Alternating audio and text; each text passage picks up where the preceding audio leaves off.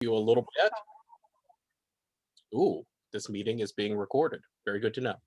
And so I called today's presentation 4-H 2020, a year for the record books, because I was trying to think of something to call 2020 that was acceptable. But I know that we've all had a very challenging year with lots of stuff. Um, as Hope mentioned, just a little bit about who I am and why I'm here. I was in West Virginia's Extension Service for several years. I'm from West Virginia. I actually still live in West Virginia, but now I work with Virginia Cooperative Extension.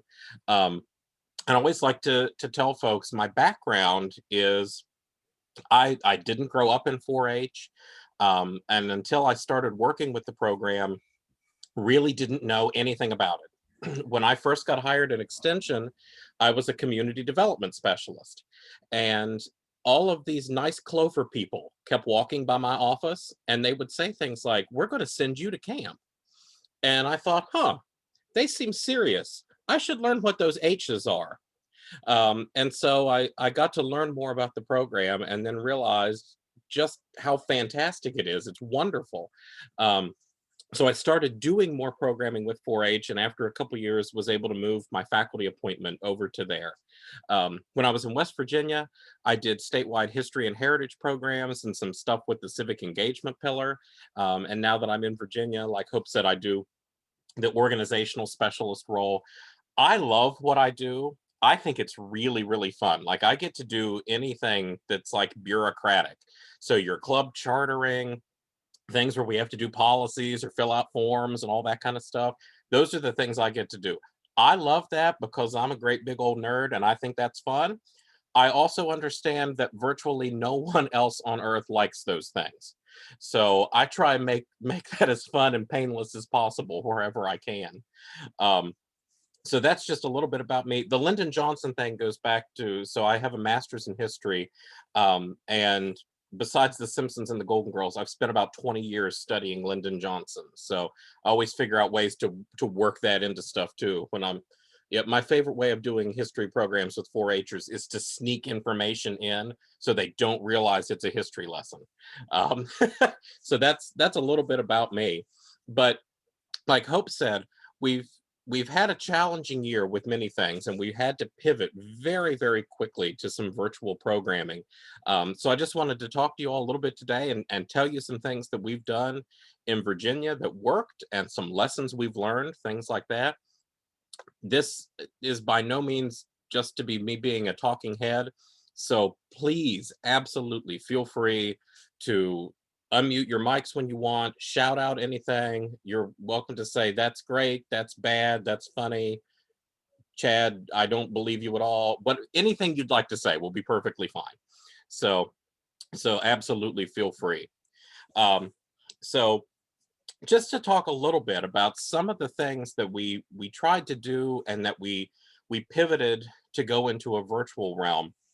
One of those, I don't know if Arkansas has a state 4-H Congress or something like that. We do in Virginia. So 2020 was supposed to be our 100th state 4-H Congress, and it normally takes place on campus at Virginia Tech, where between youth and adults we bring in about 400 people, and it goes from like Monday to Thursday.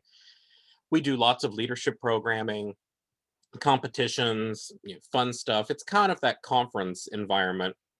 Also gets kids to campus so they can start to see some stuff with higher ed and things like that. Um, we were super excited for that. I came to Virginia in 2018, so we did the first Congress I saw was in 2019, and then our state 4-H leaders said, "Okay, well you've been here a few months. I'd like to go ahead and make you the Congress director now." So 2020 was supposed to be my first year directing Congress and also our 100th anniversary. So yeah, super fun, pumped for that. And then March happened. So we realized kind of quickly that we were not going to be able to do an on-campus program again. We suspended all of our in-person programming, and we really didn't start back up again, even very, very limited until kind of the end of summer. And even still, we have very strict limits on our person-to-person programming. Um, so we tried to think of then, okay, well, what can we do? Because we definitely want to do something. And so we decided then what we would do was, instead of this being our 100th Congress, we were just sort of suspending Congress in time, and we were going to put something else in. And then whenever we can come back face to face, that will be our 100th Congress. Um, and I talked to a gentleman he's a retired state 4-H leader, and he told me, he's like, Chad, don't you worry about that. He said, it's perfectly fine. He said, they didn't do Congress for 2 years during World War II. So when we counted up how many years it was, we left that out. So it's okay if you skip some. And that made me feel a lot better. So what we ended up going to was a program we called Congress Across the Commonwealth. So we had the Commonwealth of Virginia, and we're thinking, okay, what can we do with that? And as we got our planning going, we brought in a lot more kids into our planning than we normally have, to try and find out from them, okay, what would you like? Normally, Congress is, about 4 days at the end of June. What would you like to see us do? What can we do for you? And the feedback we got was actually really interesting. Kids told us that they were still very interested in doing some kind of a program. Even if it was virtual, they just wanted some means of doing something. They told us that they did not want to sit in front of a screen all day. Totally get that. And they still wanted ways that they could interact with their peers, but they didn't want to have to do it in that, I'm going to sit here for 8 hours kind of a thing. So we thought, okay, this is cool. We'll work on this. We worked with a company that we found called Team Try, and they were able to host a virtual platform for us, which was wonderful. So it meant that we didn't have to do a lot of the technical end of stuff. They were incredibly affordable. I was just looking the other night. I think the bill that I paid to them was less than $2,000 for what they provided for us, which was great. So all of the technical pieces went through them. As part of using their online platform, it was built in that their platform had about 200 hours of built-in leadership programming for teens.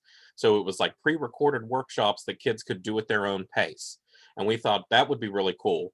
And by using them, everybody got 30 days worth of access to that platform.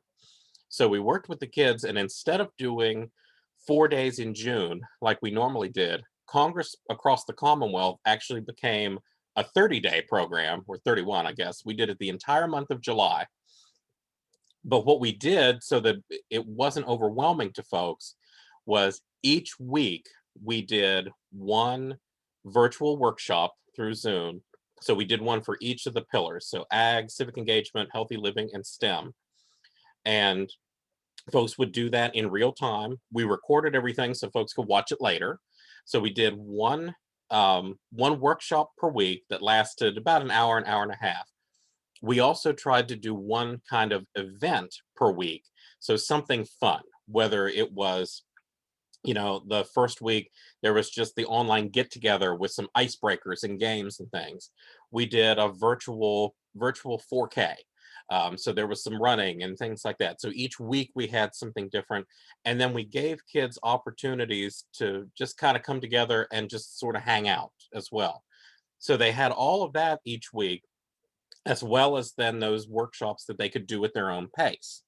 And it worked out very well. We were really excited.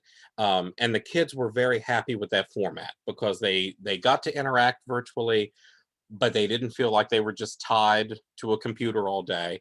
And by that point too, a lot of them had done lots of virtual stuff at school in the spring, so they were kind of zoomed out. So we tried to mitigate that as much as possible, but they were really happy with it. We were still able to do some physical things when they registered.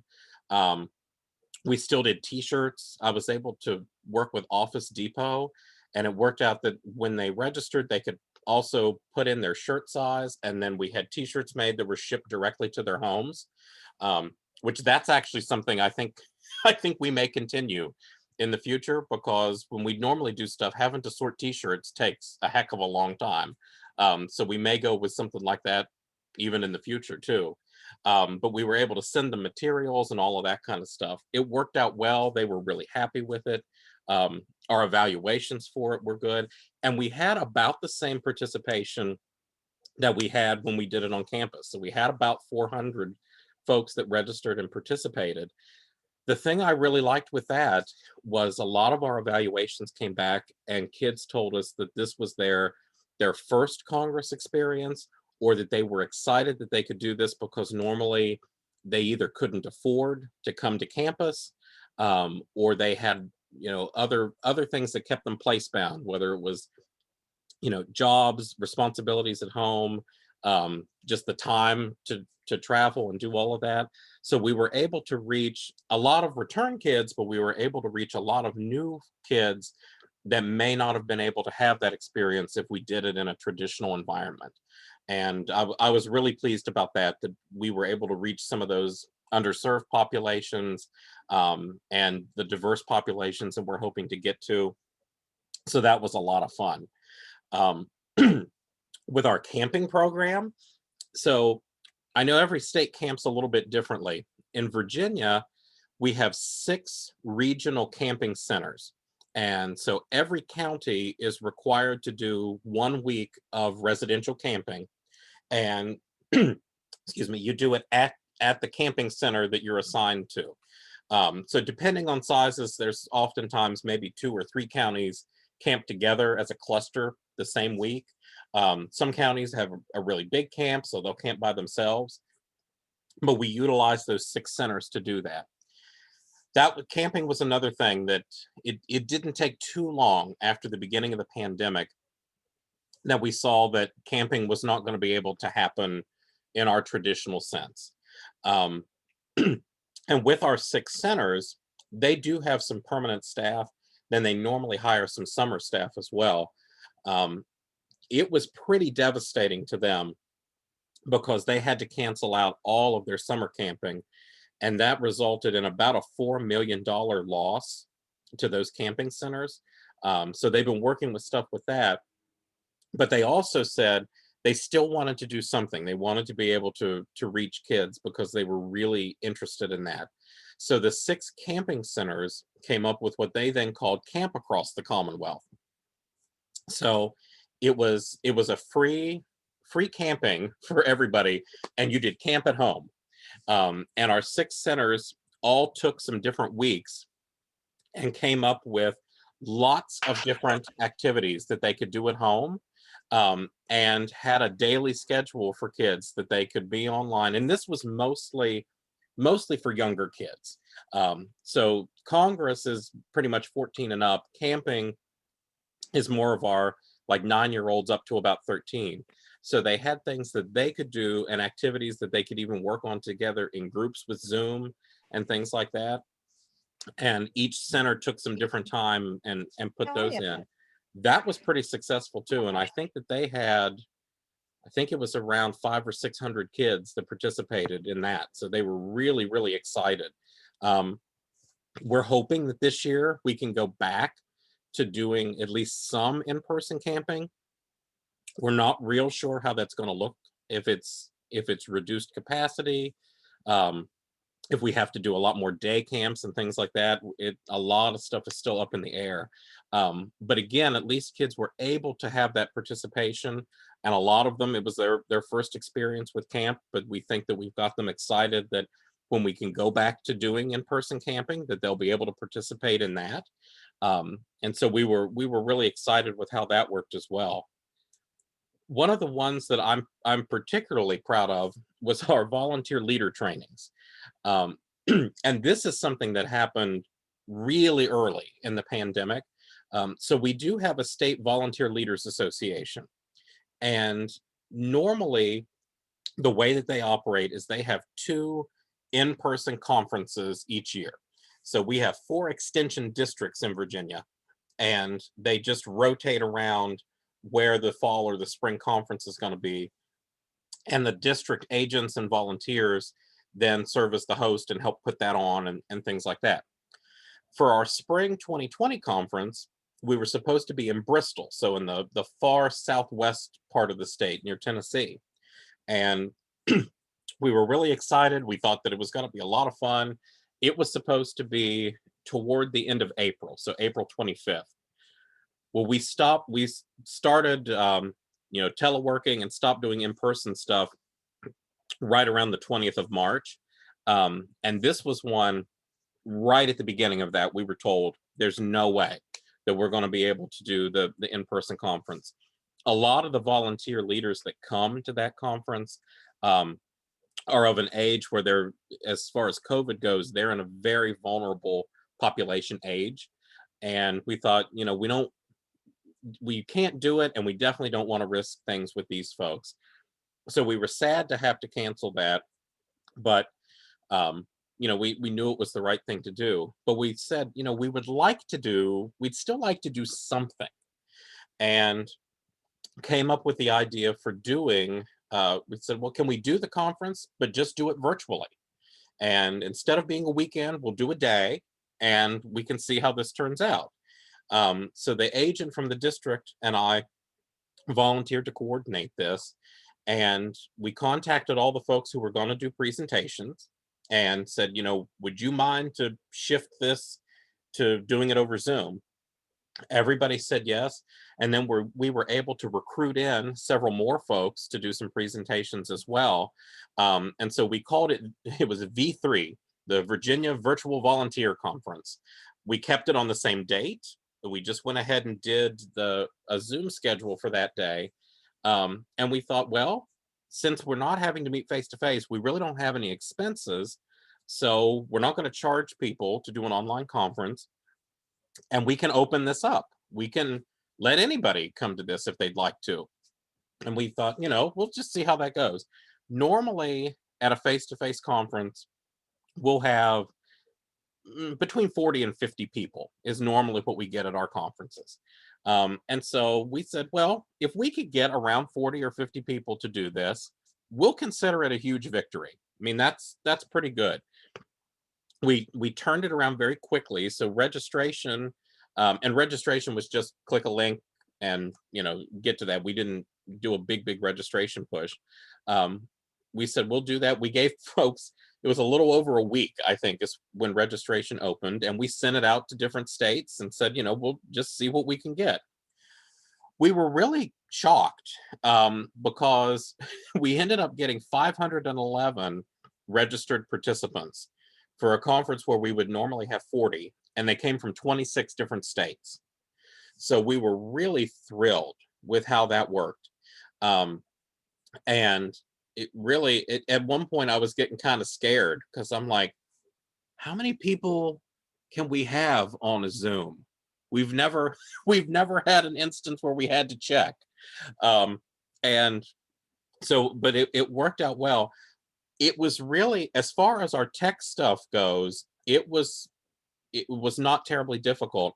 We just scheduled Zoom sessions for each presenter and then put them together in a schedule. So we had 4 sessions with 3 workshops apiece. Folks could choose which one they went to. We had an opening keynote, a cap note, and then I did a lunchtime learning session for folks. We also included in the afternoon what I called a coffee break. So it was, I think it was 15 or 20 minutes where it was just an open Zoom room, and anybody could come in and talk or chat or do anything, relax. Because, we normally have stuff like that at conferences where you see people in the hallway and you talk to them and you gossip and you find out what's going on. We wanted folks to have that experience. And so we were really shocked at just how well the participation was.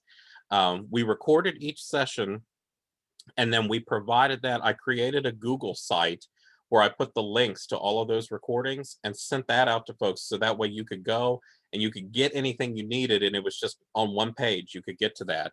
And again, we were just really surprised with how well that went. We ended up doing it again in the fall because we couldn't meet in person. We did a much scaled down version of it at this point. So it was just a half a day. And we still had about 300 participants in that one.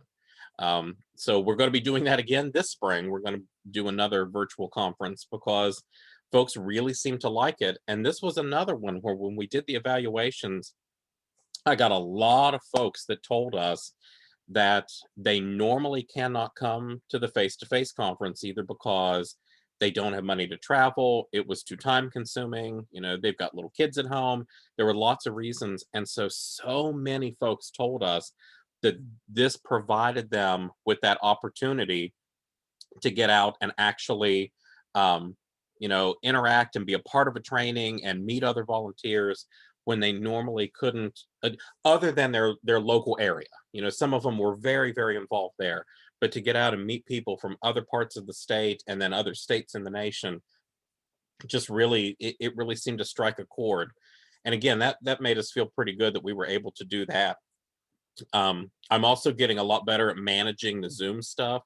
I've got a picture somewhere from that first day where I've got my laptop, my Chromebook, my iPad, and my phone. All of them are running different Zoom sessions because I had set them all up, so I needed to start everything and make sure everything was running simultaneously. Um, and when we started teleworking, I came home to West Virginia, so I'm here with my parents, and so I had told my mom that day, I'm like, you well, we were stuck in the house anyway, but I'm like, you can't go anywhere. Nothing can happen that day. And I'm like, I need you to stay here. I'm like, because if I die, you have got to start these Zoom meetings for the rest of the day.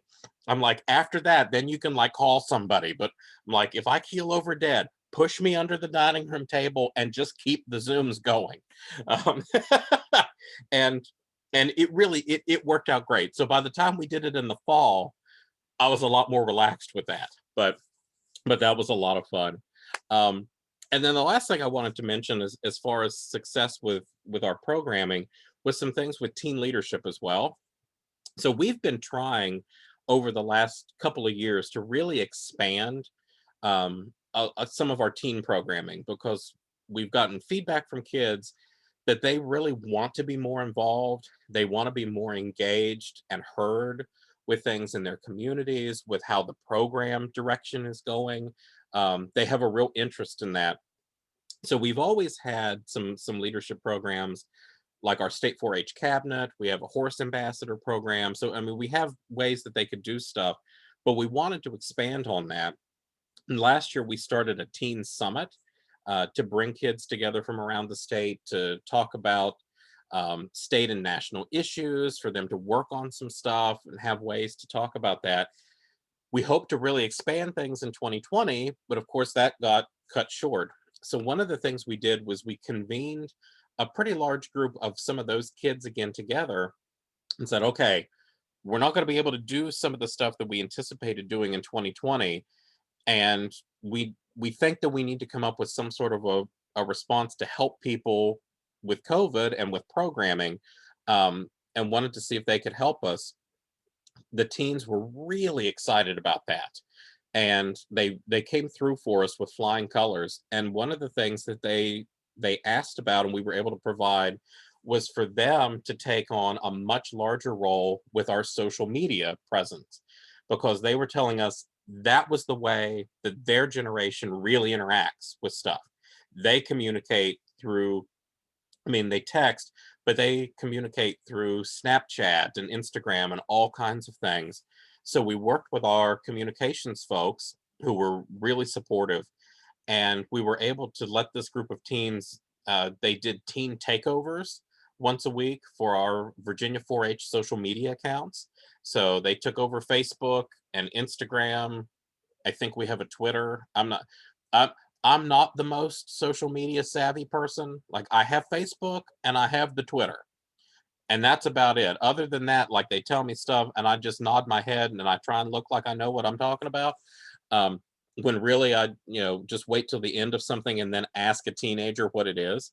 But they took those over once a week and would do different educational lessons and videos aimed at their own peers. And it went really, really well. We were able, in fact, we just looked at some of the numbers yesterday. With the Instagram stories that they did, we ended up having a reach all together of about 96,000 people that interacted with those. So we were really excited by that. We got lots of good feedback on the Facebook posts, some of that kind of stuff. And we were able, again, I think, to reach different populations out there that may not have been engaged in other ways. Um, so then we let them do a lot more social media things. And again, communications, everybody was very supportive, but once they saw that it was really taking off, then they worked to help and promote that. And so really for the whole year, about once a week, we've had a teen doing something. And it's been really cool because the teens themselves were able to plan out a lot of these lessons. Um, they would ask us for support and help where they needed it, but they really kind of came up with a lot of the stuff that they wanted to see on their own. And then they were helpful in recruiting their peers to do others as well. And so it really became a nice positive impact that they had. And they showed real leadership in that too. They really took ownership of it. There was a couple of us on the faculty that we kind of helped to pull them together for meetings and to guide them with stuff, but really this was their thing, and they took it and they ran with it. And we were excited at how well that went. So that's just some sort of successes that we've had with some of our programming. If anybody has any comments or questions or anything, go ahead, and I'll move on to some of our lessons learned that we were thinking of too. But like I say, feel free to ask anything, shout out, anything like that. When you did the teen takeover, Yeah. obviously, I'm assuming you had some way of checking to make sure what they posted. How did you set that up so you could oversee what they did? Yep. So what we did, so we have a person in communications that does social media for extension and then for 4-H. And so it works out well because she's also, I'd say she's probably early to mid 20s. So she understood a lot of it. So before somebody would do their takeover, she would meet with them one on one and explain exactly, what the standards were with stuff, what was needed, all of those kind of things. And then for a lot of stuff, she asked if like for videos and things, if they could pre-record them and send them to her, and then she would like premiere them with some of that, and then she would give them the logins to various accounts where they could do the posting and some of that kind of stuff. And she just monitored to make sure that as soon as something was posted, she got a notification about it, so she could go check right then and make sure that everything was good. Because that was something we were concerned about at the beginning too. Not that we thought any of the kids would do something bad, but more along the lines of, somebody might inadvertently, do something or make a mistake, something like that. But through the notifications and stuff, she was able to monitor that and help guide, and it really worked out well. We didn't have any issues. The kids took it really seriously, and so they knew what the parameters were, and she would like send them a guide sheet and some things too. And we were excited because we really didn't have any issues with it. That's a great question though. Anybody else? I know it's early, so it's not even 9 o'clock in Arkansas yet, is it? So I can understand. People may not have had their coffee yet. So then the other thing I wanted to talk about was just some kind of lessons that we learned along the way. And this was kind of fun as we went along. I bet any of us on here today could say that 2020 we've been learning to build, or we've been building the plane as we've been flying it. So we've all learned a lot. And so some of the things we did pick up as we did this, the first one I was thinking about, I don't know if anybody's ever seen that old movie Cool Hand Luke with Paul Newman, where he's in like prison in Louisiana, but they talk a lot about in there about you got to get your mind right. That was one of the things that really surprised me at the beginning of the pandemic. But it was super important, was having everybody to get their mind wrapped around things. For the first month or two. I mean, it was a good while. We got a lot of pushback in trying to pivot to some virtual programming, not because people were necessarily against virtual things, but folks were just so down because of the pandemic that there was just this defeatist attitude that kind of prevailed. So when we learned that we couldn't do the volunteer conference face to face, we really quickly had a board meeting for our volunteer leaders association, um, over the phone, and we said, okay, we think we can move this to a virtual conference. And all nearly all of them were like, oh no, if we can't see one another, we might as well just not do it. Nope, let's just cancel. We're done. Somebody call us next year. I mean, everybody was really down. And so that was one of the things. So I mean, the agent and I that were doing this, we felt a little bit bad, but we essentially said, no, you don't get to vote no. And so what we did was we said, you know what?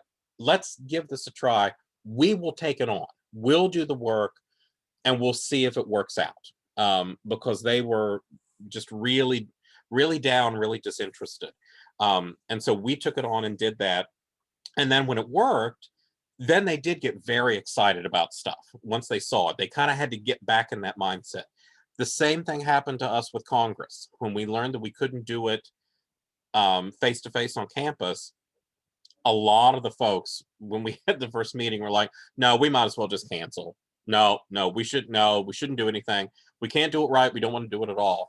And so we had to really work with folks to kind of get them around on all kinds of these things. Because that was something, and then we realized, like, even we were feeling that way at state level and agents, everybody, because those first couple months especially, there was so much going on of canceling everything. Like, our whole worlds were being crossed out and canceled, that it was really hard for folks to see past that, to see the things that we could do. And so once we learned or once we figured out, I guess, that that was happening, then we were able to kind of approach stuff from a different way to try and get people excited from the beginning. Um, which goes on to the next point of never underestimate the power of kids to adapt. That was another one. We realized a lot of the issues we were having with virtual programming weren't coming from the kids. They were coming from us as adults. We as adults were the first ones to say, "Oh, well, we don't think this will work. Well, what about this? And what about this? And what about this?" Um, the kids were great, and the kids, I mean, they were sad that stuff was getting canceled or had to be changed, but they were really rolling with the punches so much quicker than everybody else. And so, like with Congress, that was a reason. Once we saw that the kids were very interested and the kids were adapting and coming up with some great ideas, we ended up changing and we brought in more kids to that planning process, and it really, really helped, because they were feeding off each other with a lot of positivity, and they would say, oh, well, we've seen this done and we've seen that, could we do this? And and some of the ideas that they came up with were things that we couldn't do for one reason or another, but at least it became, instead of a vicious circle of stuff, it became very positive. A positive idea would bring up another one. um, and so that really helped. Throughout this whole process, the kids have really been great, and so we've been turning to them a lot more than we had in the past for ideas and things, because they're really good at that. The working smarter and trying to avoid burnout, that was something else. I don't know about the rest of you, but for like that first couple of months after all of this started, it felt like we were working nonstop. And I mean, we were all stuck at home, so it was like, well, I'll just go ahead and work tonight. And well, I can't leave the house, so well, I'll do some work this weekend. And it felt like we were working nonstop, and we were doing so much more, because since we weren't out doing programming, it felt like we had to do even more than we've ever done to prove that we were still relevant out there, and still had a place, so we kept doing more and more and more. And it took us a couple of months to kind of realize that, and then we had to really pull back and say, okay, just take a breath. We're doing okay. We are still doing programming. We're still doing things. We're helping people, but we're getting to that point where we're burning out, and we're bombarding folks with so much stuff that we feel like we're overwhelming them too. They did not need an in-depth virtual lesson on something every day.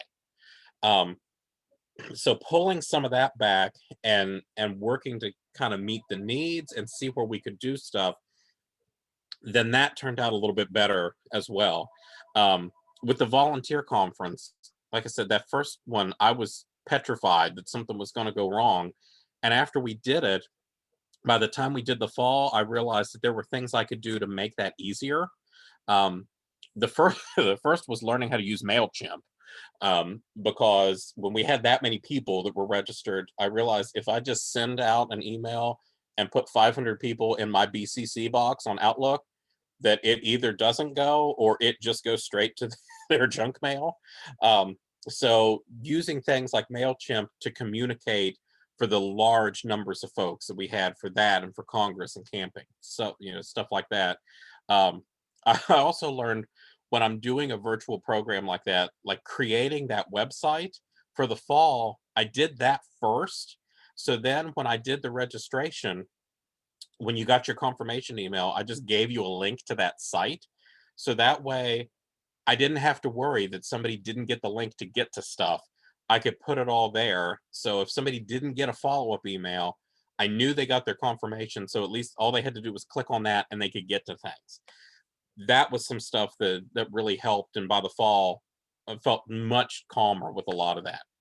Um, the looking at the bright side with that whole new world out there, one of the things that has been so cool with all of this is that with our virtual programming, we really can pull from the entire world for the things that we do.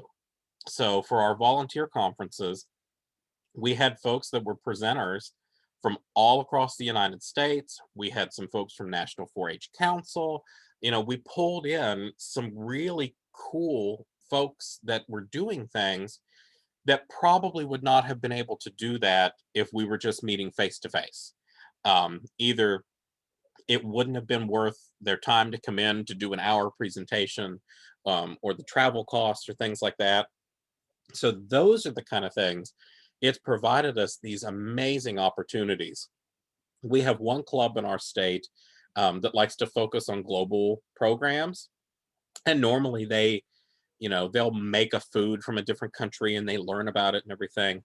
This year they're having their meetings and they're having guest speakers from those actual countries, which is so cool. So they're learning about New Zealand in March, and my friend Gordon that lives in Wellington is going to join their Zoom and tell them all about New Zealand. So those are the things that are really kind of fun with some of this, to show some positivity to it. The we've we've tried to keep our eye on the fact that yes, we're all in this together. And again, this is one of those things that kids are very good with this. But whenever we're, getting kind of down of, gee, it's a shame that we can't do this or that, understanding that everybody is in the same boat.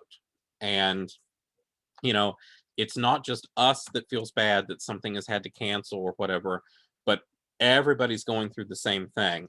So it's okay. We're going through that together, and it's all right. And again, kids have been great with having the good attitude about these things. And a lot of times that's helped pull us along as adults.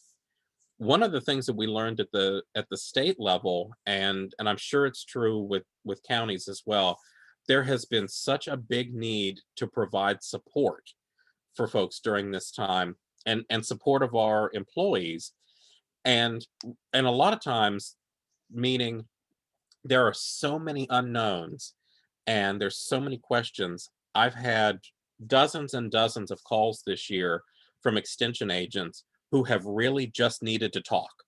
They've either needed to talk through their idea with the program, or ask, does the policy say we could do this? Can we do that? They've just needed to have people to listen to them and to say, yes, you're doing a good job. You're doing the right thing. We're behind you. Um, we try and do that, and normally we get together in various ways and we provide that support. There's been a much greater need this year for that connection, and lots of emails and phone calls from folks where they've just needed that person on the other end of the line to listen to them and to say, you know what, you're doing a great job. It's a rough year. You're doing all you can. We support you. And I think that has helped quite a bit. Um, we have definitely had a lot of negative Nancy's out there with stuff and some naysayers. Especially at the beginning of the pandemic, like I said, there were a lot of those folks who were like, nope, it's not going to work. We need to stop this. As we've moved on, we've had a lot of folks who have told us that, they still wanted to do in-person things. When we've put in different restrictions, that they've said they don't believe they should follow that. They don't want to wear masks. They don't, a lot of stuff. Um, I've had two families so far now that tell me that they're going to take me to court because we've told them that they have to wear masks, which that's cool. The first time you get sued, it's always a little unnerving, but when you get sued enough, you start getting used to it. But and a lot of times too with those folks, we've learned it's frustration on their part too. They're tired, they're frustrated, and sometimes when I've talked with those folks again, they've just kind of needed people to listen.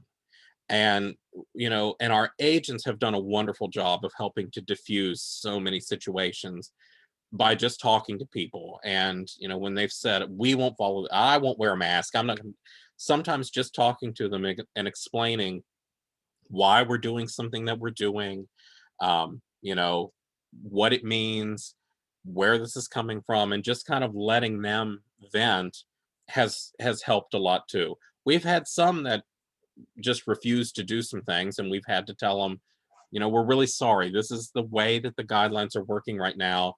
In order for you or your family to participate, you have to do this. And a few people have said, well, goodbye, but not very many. We've had a lot less that have done that, and a lot more folks that have said, you know, I understand. Thanks for listening, and things like that. Um, and we've tried to accommodate wherever we can some of those things. Um, Tips and tricks we figured out. We keep finding new things with Zoom that we can do and new ways to play games and stuff like that. I sent out some guidelines, or probably back in May, to help our agents with ways to conduct Zoom meetings and club meetings, to help keep them safe with youth protection issues, some of the settings and things like that. That seemed to have helped a good bit. Um, there's also, if you have access to Google Meet, that's a different platform. It doesn't have a lot of the bells and whistles that Zoom does. Like if you need, you can share your screen, but like a lot of the different tools and things it doesn't have. It's a little bit more just like video conferencing. But if it's one thing I will say, if you have somebody that has some issues and needs anything with accommodations, like with hearing or captioning, Google Meet is the best thing you can find to do live captioning. If you use it and you turn on the captions, it will take whatever anybody is saying and record it live and put it up on the screen, and it'll say who is saying it, and it's incredibly accurate. So that's a tool that's out there that if you need that, I've been recommending it to anybody if you need to talk with somebody with captioning. And then the last point I'll make is that we a lot of times we've had some feedback this year of people think that virtual isn't real, and they keep saying they miss real programming and things like that. And we've had to work with folks to understand that virtual isn't unreal. It's just different, and we're still able, with club meetings and all kinds of stuff, we can do a lot of the things that we've been able to do. We're just doing it in a kind of a different setting. It's like making an accommodation for things. We would all like it to be back to the ways that it has been, but it's just different. um, but folks seem to be getting used to a lot of stuff too, and again, kids are a real driving force in that. They love technology. They can adapt to stuff, and they've been bringing us right along with them.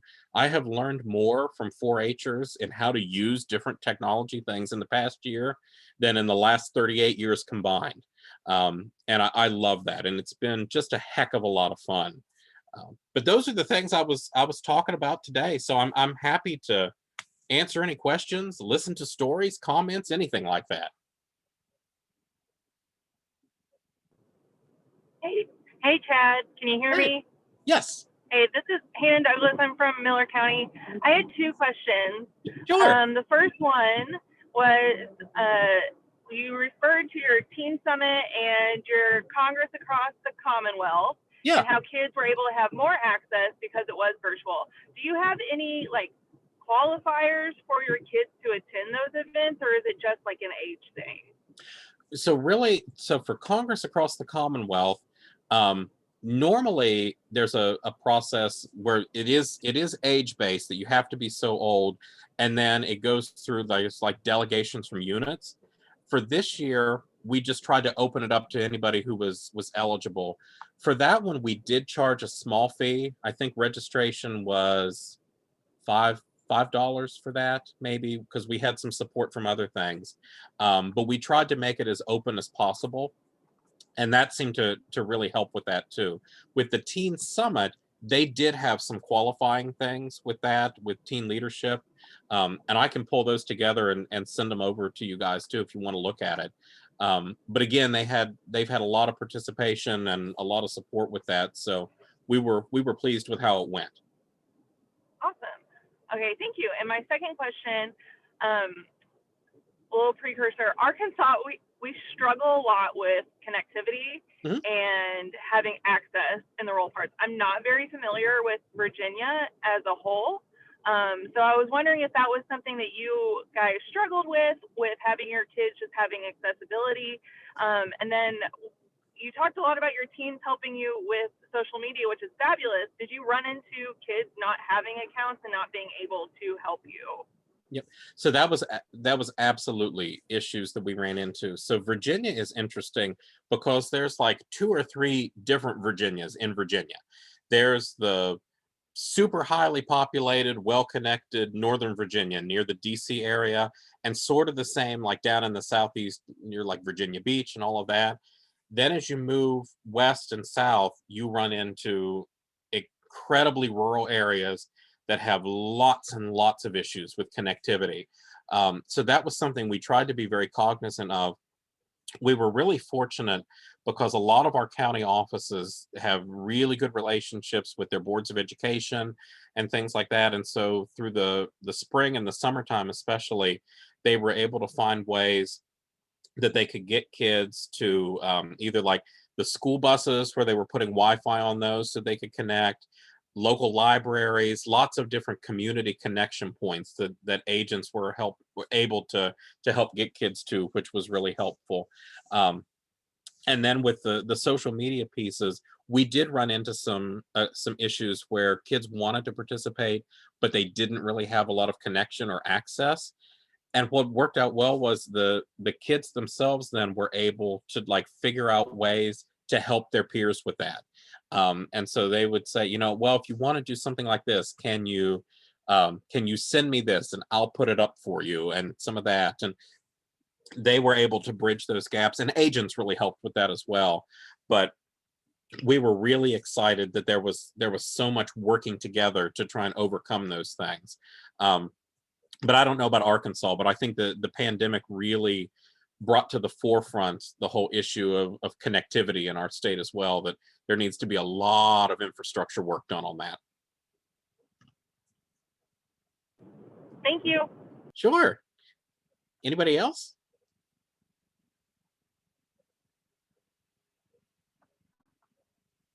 Cool.